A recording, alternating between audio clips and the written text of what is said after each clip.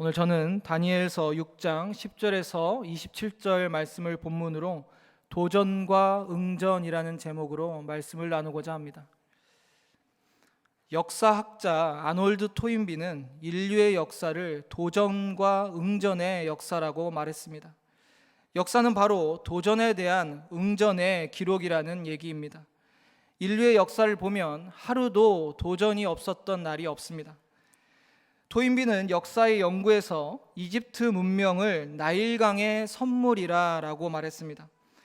매년 범람하는 나일강 때문에 기하학과, 측량술, 천문학, 건축술이 발달했다는 것입니다. 또한 홍수와 혹한, 절망의 강에 맞서 적응하고 극복하는 과정에서 중국인들은 황하 문명을 일으켰습니다. 도전에 맞선 응전은 위대한 문명을 탄생시킨 것입니다. 인류의 역사는 지금도 끊임없이 도전과 응전으로 이루어지고 있습니다. 자연재해, 전쟁, 질병 등 인류의 역사는 끊임없는 도전을 받고 있습니다. 요즘 전 세계를 공포에 떨고 있는 코로나19 바이러스가 있지 않습니까? 이는 분명 우리 인간들에게 큰 도전과 위협이 되고 있습니다. 그러나 이러한 도전에 인류는 응전하게 되어 있습니다. 이를 통해 감염병의 관리 시스템이 만들어지고 백신과 치료제가 개발되며 의학과 과학이 발달하는 응전이 이루어지는 것입니다. 역사의 흐름 속에서 개인이나 조직, 국가는 지금도 계속해서 문제와 난관들, 그 도전들에 직면합니다. 그리고 그 도전에 어떻게 응전하느냐에 따라서 그 운명이 달라지게 되는 것입니다. 우리 믿음의 삶도 마찬가지입니다. 이 땅에 주님 오실 때까지 공중권세 잡은 사탄은 끊임없이 우리에게 믿음의 도전을 걸어올 것입니다. 여러분, 쉼없이 밀려드는 이 도전 앞에 어떻게 응전하실 것입니까? 영적 싸움은 피하고 싶다고 피할 수 있는 것이 아닙니다. 반드시 믿음으로 응전하고 승리해야 되는 것입니다. 오늘 본문에 위대한 믿음의 도전과 응전의 역사가 기록되어 있습니다. 본문에는 믿음으로 도전에 응전했던 사람 다니엘이 나옵니다. 다니엘은 그의 삶이 엄청난 도전들의 연속이었습니다. 다니엘은 바벨론 1차 유다 침공 때 유다의 뛰어난 엘리트와 귀족, 지도층들을 집중적으로 포로로 끌고 갈 때 잡혀갔던 인재였습니다. 다니엘은 바벨론과 바사로 이어지는 두 왕국에서 4명의 왕을 섬겼던 굉장히 뛰어난 인물이었습니다. 여러분, 요즘의 정치를 보면 장관들이나 총리들도 한 2년, 3년 넘기지 못하고 계속 바뀌죠. 그런데 이 당시의 왕들은 신하들을 굉장히 신뢰하지 못했어요. 의심도 많았고요. 그런데 다니엘이 얼마나 뛰어나고 충성된 인물이었으면 4명의 왕을 섬기며 그 오랜 기간 동안에 중용될 수 있었을까요? 오늘 본문에 다리오 왕은 당시에 120명의 방백들을 세워서 백성들을 통치하고 있었습니다. 그 방백들 위에 또 총리 셋을 세웠습니다. 다니엘은 이때 그 총리 3명 중에 한 명이었습니다. 다니엘서 6장 3절을 보면, 화면 보시면, 다니엘은 마음이 민첩하여 총리들과 고관들 위에 뛰어남으로 왕이 그를 세워 전국을 다스리게 하고자 한지라. 민첩하여라고 기록된 히브리어 야티르는 탁월한, 현저한이라는 뜻으로 재빠르다는 뜻이 아닙니다. 학문이나 총명의 정도가 무사람보다 훨씬 뛰어나다는 뜻입니다. 다니엘은 다른 사람보다 학식도 뛰어나고 총명했고 왕으로부터 총애를 받았습니다. 그리고 3명의 총리 중에서도 수석 총리로 내정되어 있었습니다. 그뿐 아닙니다. 다니엘은 영적으로도 매우 뛰어난 사람이었습니다. 여러분도 잘 아시듯이 다니엘은 그의 친구들 사드락, 메삭, 아벳느고와 함께 풀무불 앞에서도 금신상에 절하지 않고 믿음을 지키고 주만 바라봤던 인물이었습니다. 그런 다니엘이 다시 한번 엄청난 도전 앞에 서게 됩니다. 믿음의 사람 다니엘은 이 영적 도전에서 어떻게 응전해 나아갔을까요? 첫 번째로 원칙을 지켰습니다. 다니엘은 흠잡을 것 없는 뛰어난 인물이었습니다. 그리고 왕의 총애를 받았습니다. 그러니 왕 주변의 신하들이 얼마나 다니엘을 시기 질투했을까요? 포로로 잡혀온 다니엘이 자신들을 다스리는 위치에 올라가는 것입니다. 그래서 다른 2명의 총리들과 고관들은 야, 이게 말이 되냐? 어떻게 다니엘이 우리를 다 다스린단 말이냐? 왕에게 다니엘을 고발할 근거를 찾아내려고 혈안이 되었습니다. 그러나 아무리 찾아봐도 다니엘에는 허물과 잘못이 없었어요. 결국 그들은 덫을 놓아서 다니엘을 죽이려는 악한 꾀를 생각해냅니다. 6장 7절을 보시면 나라의 모든 총리와 지사와 총독과 법관과 관원이 의논하고 왕에게 한 법률을 세우며 한 금령을 정할 것을 구하나이다. 왕이여, 이것은 곧 이제부터 30일 동안 누구든지 왕 외에 어떤 신에게나 사람에게 무엇을 구하면 사자굴에 던져 넣기로 한 것이니이다. 여러분, 그들은 왕에게 구해서 30일 동안 왕 외에 그 어떤 신에게도 구하지 못하게 하는 금령을 만들려고 했습니다. 왕이 이 일에 대해서 좋아했을까요? 싫어했을까요? 좋아하죠. 왕 이외에 다른 신에게 구하지 못하게 하는 왕은 굉장히 좋아했을 겁니다. 그리고 만약 이를 어기는 사람이 있다면 사자굴에 던져 넣자. 왕이 좋다. 그렇게 하자. 그래서 그들의 말에 따라 법을 고치고 30일 동안 이 금령을 내립니다. 이는 그들이 다니엘이 매일 하나님께 경배하고 기도했다는 것을 알고 그런 거예요. 모르고 그랬을까요? 다 알고 있었습니다. 철저히 계산된 계략이었습니다. 그럼 다니엘은 그들의 계획을 모르고 있었을까요? 아닙니다. 총리 중에 으뜸이고 다리오 왕의 총애를 받던 지혜가 출중했던 다니엘, 그 함정 다 알고 있었어요. 그러나 다니엘에게는 신앙의 원칙이 있었습니다. 다니엘은 매일 3번 창문을 열고 예루살렘을 향해 하나님께 경배하며 기도했습니다. 다니엘의 기도는 기도의 원칙을 지키는 모범이었습니다. 매일 시간을 구별하고 하나님께 경배하고 감사하는 기도였습니다. 10절에 다 같이 한번 읽어보겠습니다. 시작.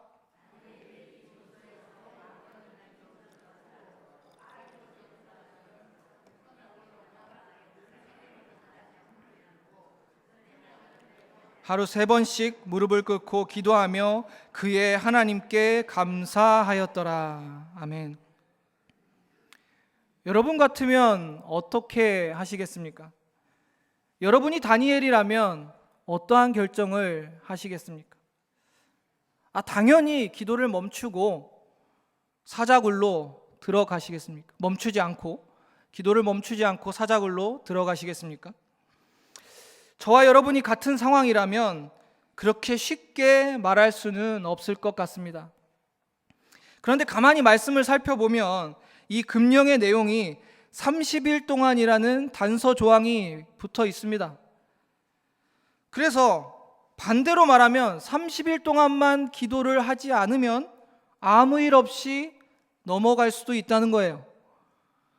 하나님을 부인하는 것도 아니고 믿음을 저버리는 것도 아니고 그냥 30일만 기도 안 하면 아무 일 없이 넘어갈 수 있는 거예요. 그러나 다니엘은 이 엄청난 도전 앞에 원칙을 지키며 응전합니다. 신앙의 원칙대로 하루에 3번 기도하면서 사자굴로 들어가는 것을 결정한 것이에요. 그리고 그는 원칙을 지키고 예루살렘을 향해 창을 열고 하나님께 기도합니다. 여러분, 하루에 몇 번 기도하십니까?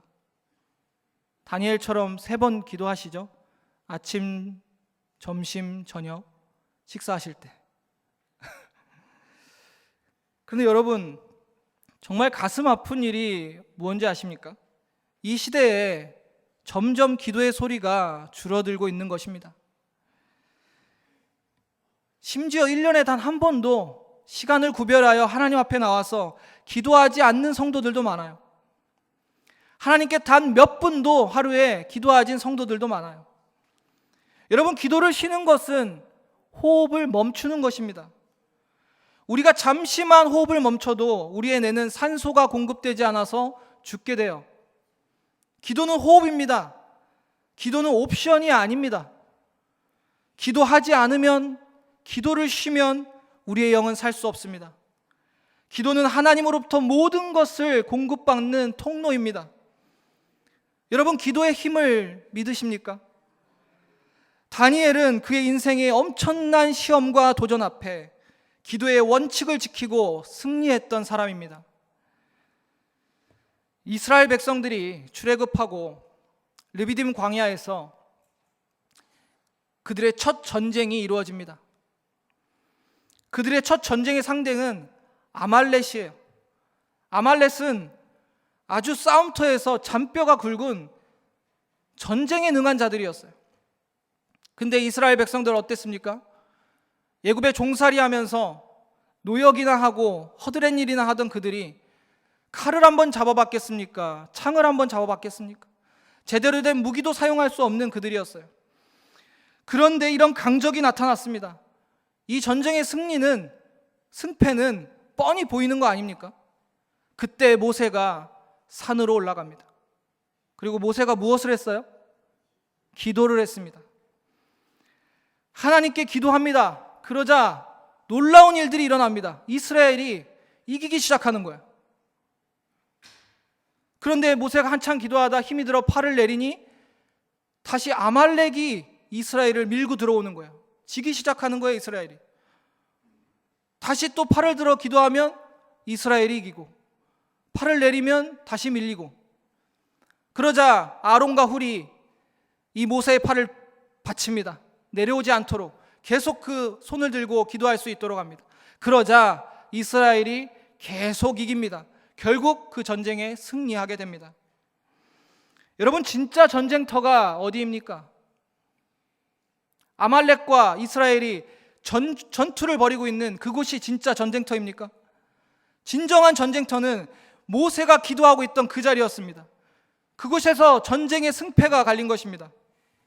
스가랴 4장 6절을 다 같이 한번 읽겠습니다. 화면 보시고 시작.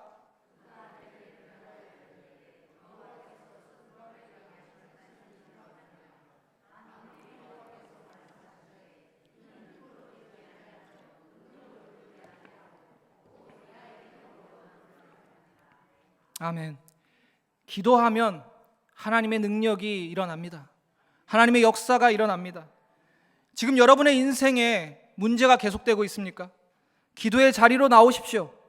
기도하면 하나님의 영, 성령의 역사가 일어납니다. 성령께서 일하십니다.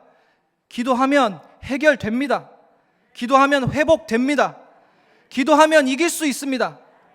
다니엘처럼 신앙의 원칙, 기도의 원칙을 지키며 어떠한 도전 앞에서도 믿음으로 응전하는 저와 여러분 되기를 소망합니다. 두 번째는 지조를 지켰습니다. 다니엘은 경건의 사람이었습니다. 신앙의 지조를 지킨 사람이었습니다. 다니엘은 조서에 왕의 도장, 어인이 찍힌 걸 알면서도 자기 집에 들어가서 하나님께 기도했습니다. 강교하고 음흉한 계략이 있었습니다.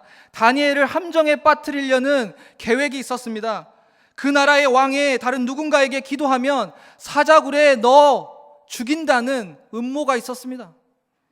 그런데 놀라운 것은 다니엘은 그 조서에 어인이 찍힌 걸 알면서도, 즉 자기가 이 법을 어겼을 때 사자굴로 들어가 죽음을 맞이해야 되는 걸 알면서도, 그것을 알고도 집에 가서 하나님 앞에 예루살렘을 향해 창을 열고 기도합니다. 그는 하나님 앞에 신앙의 지조를 저버릴 수 없었어요. 설령 사자굴에 던져져 죽는다 하더라도 주님을 배신할 수 없었어요. 여러분, 위협과 두려움 앞에서 신앙의 지조를 지킬 수 있으십니까? 초대교회에 극심한 박해가 있었을 때 이야기입니다. 초대교회의 지도자였던 폴리갑 교부가 있었습니다. 그 당시에 기독교 박해는 정말 끔찍했습니다. 성도들은 채찍에 맞아서 창자가 밖으로 터져 나올 때까지 고문을 당했고 짐승의 밥으로 던져졌습니다. 박해가 휩쓸고 있을 때 그때 폴리갑을 죽이기 위해 군중들이 들끓었습니다. 결국 폴리갑은 총독의 재판장에 섭니다. 총독은 폴리갑을 회유합니다. 예수를 부인하라. 한 번만 부인하라. 그러면 살려주겠다. 너 나이도 많지 않냐? 뭐 이렇게 죽을 필요가 있느냐? 폴리갑은 말합니다. 내 평생에 주님을 섬겨왔는데 그분은 한 번도 나를 부당하게 대우하신 적이 없습니다. 어떻게 나를 구원하신 주님을 배신할 수 있겠습니까? 결국 폴리갑 교부는 산채로 화형을 당해서 순교하게 됩니다. 그리고 그는 마지막 기도에 하나님이시여 당신께서 오늘 이 시간에 나로 하여금 순교자의 반열 그리스도의 잔에 참여하게 하시어 내 몸과 영혼이 성령에 썩지 않는 축복 속에 영생의 부활을 주심을 감사하나이다. 그렇게 폴리갑은 신앙의 지조를 지켰습니다. 이 세상 사람들은 말합니다. 한 번 죽지 두 번 죽냐? 그러면서 흥청망청 살아갑니다. 예수를 욕하고 믿는 자들을 조롱합니다. 그러나 여러분, 이건 큰 착각이에요. 우리 인간은 한 번 죽지 않습니다. 두 번 죽습니다. 한 번은 육신이 죽는 것이요, 그 다음은 둘째 사망 곧 영혼의 심판이 있습니다. 히브리서 9장 27절에 한 번 죽는 것은 사람에게 정해진 것이요 그 후에는 심판이 있으리니, 계시록 20장 14절에서 15절도 사망과 음부도 볼못에 던져지니 이것은 둘째 사망이라 곧 불못이라 누구든지 생명책에 기록되지 못한 자는 불못에 던져지더나. 여러분, 우리는 어떠한 도전이 와도 우리를 구원하신 우리 주님을 부인해서는 안 됩니다. 우리의 신앙의 지조를 지켜야 됩니다. 세상의 많은 사람들은 진짜 두려워할 것을 두려워하지 않아요. 두려워하지 않아도 될 것을 두려워합니다. 문제와 어려움이 당하면 아이고 무서워 하면서 무당한테 가서 빌고 조상신에게 빌고, 돈이 두렵고 권력이 두렵고 질병이 두렵고 얼마나 무서워하는 게 많은지 모릅니다. 그러나 성경은 분명히 말씀하십니다. 누가복음 12장 4절에서 5절, 내가 내 친구 너희에게 말하노니 몸을 죽이고 그 후에는 능히 더 못하는 자를 두려워하지 말라. 마땅히 두려워할 자를 내가 너희에게 보이리니 곧 죽은 후에 또한 지옥에 던져 넣은 권세가 있는 그를 두려워하라. 내가 참으로 너희에게 이르노니 그를 두려워하라. 하나님을 두려워하라는 거예요. 우리를 육신을 죽이는 그 두려워하는 그러한 것들 두려워하지 말라는 겁니다. 영혼을 살리고 죽이는 권세가 있는 하나님을 두려워하라는 것입니다. 다니엘은 그의 육신을 죽일 수 있는 세상 권력, 권세를 두려워하지 않았습니다. 오직 하나님을 두려워하고 하나님께 대한 그 신앙의 지조, 그 지조를 지켰어요. 사랑하는 성도님들, 하나님은 한 번도 저와 여러분을 혼자 두신 적 없고 우리를 부인하신 적 없으십니다. 고난 가운데에도 환난 가운데도 우리 하나님은 저와 여러분의 함께 하셨습니다. 앞으로도 함께 하실 것입니다. 그리고 우리를 사랑하사 우리 주 예수 그리스도께서는 십자가에서 자기 몸을 버리셨습니다. 여러분, 그 주님에 대한 신앙의 지조를 지키시며 세상에 어떠한 위협과 도전이 와도 믿음으로 응전하시는 저와 여러분 되기를 소망합니다. 세 번째는 믿음을 지켰습니다. 본문에서 다니엘은 하나님께 간구하고 기도하는 모습을 그를 참소하는 무리들에게 발각당합니다. 그리고 그들은 쾌제를 부르며 왕에게 고합니다. 13절에 그들이 왕 앞에 말하여 이르되 왕이여, 사로잡혀온 유다 자손 중에 다니엘이 왕과 왕의 도장이 찍힌 금령을 존중하지 아니하고 하루에 3번씩 기도하나이다 하니, 이때 다니엘을 총애했던 다리오 왕, 엄청난 고민이 시작됩니다. 다니엘을 구원하려고 힘을 다해 봅니다. 스스로 내릴 금령을 취소할 방도가 없어요. 가장 아끼던 다니엘, 총애했던 다니엘이 이제 죽게 생긴 거예요. 15절 16절도 보시면 그 무리들이 또 모여 왕에게 나와 왕께 말하되 왕이여 메대와 바사와 규례를 아시거니와 왕께서 세우신 금령과 법도는 고치지 못할 것이니다 하니 이에 왕이 명령하매 다니엘을 끌어다가 사자굴에 던져 넣은지라. 여러분, 정말 빠져나갈 방도가 없는 치밀한 계략이었어요. 왕이 스스로 정한 것을 왕 스스로 뒤집을 수가 없었어요. 법을 만들었어요. 금령을 내렸어요. 바꿀 수 없는 것입니다. 주워 담을 수 없었어요. 그러니 다니엘을 죽이려는 그 악한 자들의 계략대로 다니엘은 사자굴로 들어가게 되는 것입니다. 그리고 그 계획을 성공했다 여긴 그 악한 자들은 축배를 들었을 거예요. 다니엘을 아꼈던 다리오 왕은 밤새 잠을 못 자고 이를 어쩌나 다니엘을 어떻게 살려내나 고민하며 밤을 새웁니다. 그리고 새벽에 다니엘을 향해 뛰어가서 소리 지르며 다니엘을 부릅니다. 20절을 보시겠습니다. 다니엘이 등굴에 가까이 이르러서 슬피 소리질러 다니엘에게 묻되 살아계신 하나님의 종 다니엘아, 내가 항상 섬기는 내 하나님이 사자들에게서 능히 너를 구원하셨느냐 하니라. 여러분, 굶주린 사자굴에 던져진 사람 어떻게 살기를 바라겠습니까? 살아날 수가 없어요. 사자가 한번 무는 힘은 우리의 뼈까지 바스러뜨립니다. 오늘 본문에도 나와요. 다니엘을 참수했던 자들이 사자굴에 들어갔더니 사자들이 그들을 바로 삼키는데 뼈까지 부러뜨렸다고.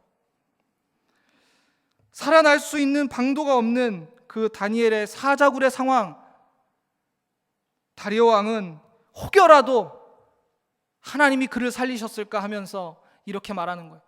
다리오 왕이 하나님을 믿었던 게 아니에요. 다니엘을 너무 아껴서 그가 믿는 하나님이 혹시라도 다니엘을 살리지 않았느냐 하면서 대답을 다니엘이 살아서 응답할 거라고 기대도 안 하고 슬피 울며 통곡을 한 거예요. 그때 놀라운 일이 벌어집니다. 죽은 줄만 알았던 다니엘이 다리오 왕에게 대답을 하는 거예요. 21절 22절을 보면 다니엘이 왕에게 아뢰되 왕이여 원하건대 만수무강하옵소서. 나의 하나님이 이미 그의 천사들을 보내어 사자들의 입을 봉하였습니다. 다니엘은 왕에게 대답하여 하나님이 천사들을 보내어 나를 지켰다고 합니다. 다니엘이 사자굴에 던져질 때 다니엘은 어떠한 반항도 저항도 하지 않았습니다. 순순히 사자굴에 들어갔어요. 다니엘이 어떻게 이렇게 할 수 있었습니까? 23절을 다 같이 한번 읽겠습니다. 23절입니다.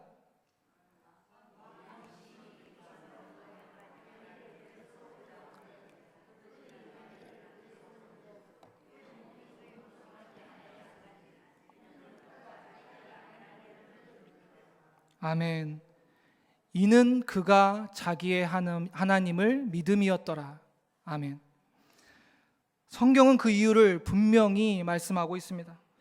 죽음의 위협 앞에서도 다니엘은 하나님에 대한 믿음이 흔들리지 않았습니다. 다니엘은 믿음을 지켰습니다. 여러분, 끝까지 믿음을 지키는 것 결코 쉬운 것이 아닙니다.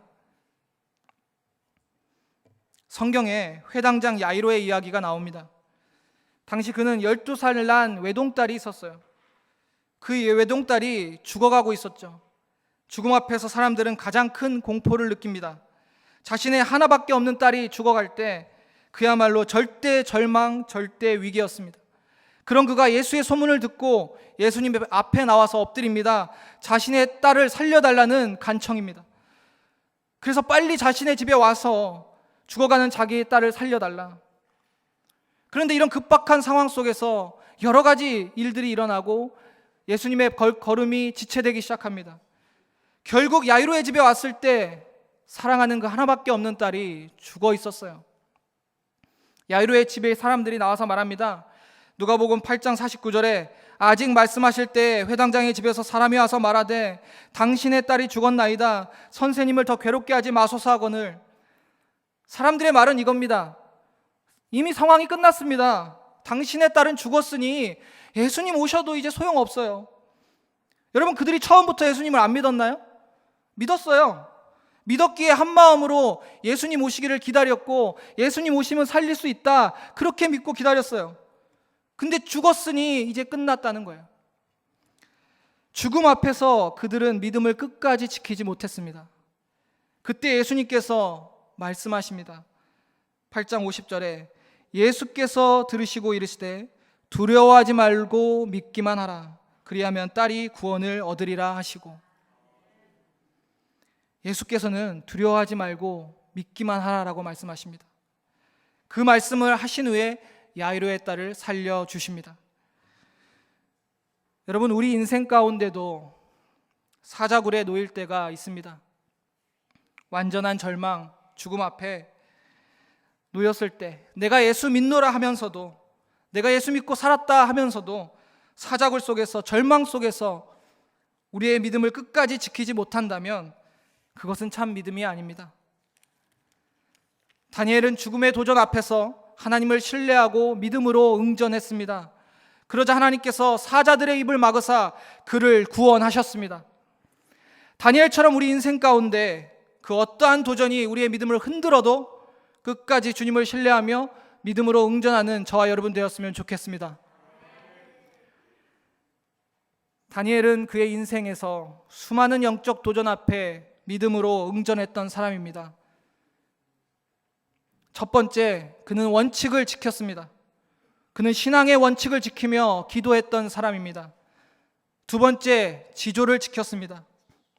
그는 하나님 앞에 신앙의 지조를 끝까지 지켰습니다. 마지막 세 번째, 믿음을 지켰습니다. 그는 죽음 앞에서도 믿음을 끝까지 지켰습니다. 토인비는 인류의 역사를 도전과 응전의 역사라고 정의했습니다. 이 땅에 그리스도인으로 살아가는 우리의 삶에도 믿음의 도전과 응전은 계속될 것입니다. 서두에 들은 질문을 다시 한번 드리고 싶습니다. 여러분은 영적 도전 앞에 어떻게 응전하실 것입니까? 각자 마음으로 주님 앞에 대답하시기를 바랍니다. 본문 27절을 마지막으로 같이 읽겠습니다. 27절입니다. 시작. 그는 구원도 하시며 건져내시기도 하시며 하늘에서든지 땅에서든지 이적과 기사를 행하시는 이로써 다니엘을 구원하여 사자의 입에서 벗어나게 하셨음이라 하였더라. 아멘. 사랑하는 성도님들, 신앙의 원칙과 지조와 믿음을 지키며 예수의 이름으로 담대히 응전하십시오. 반드시 하나님이 우리를 건져내시고 구원하실 것을 믿으시기를 바랍니다. 기도하시겠습니다.